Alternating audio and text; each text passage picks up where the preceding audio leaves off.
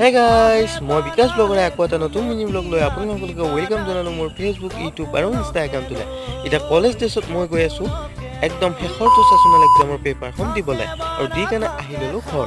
আৰু ঘৰত আহি অলপ টাইম থকাৰ পিছতে মই আহিলোঁ আমাৰ মন্দিৰলৈ, যিটো আজি 10 বহাগ আৰু আজি আমাৰ এই মন্দিৰটোত মানে দেউল উৎসৱ। আৰু দেউল উৎসৱৰ পৰিৱেশখিনি দেখুৱাই কেনে আহিলোঁ পকা মিঠাই দোকানখনলৈ। আৰু অৱশ্যে আজি ৰাতি গাইছ আমাৰ ইয়াত বিহু ফাংচনো আছে, ব্ৰেকগানত সৈতে আপোনালোকে বিহু গান শুনি আছে।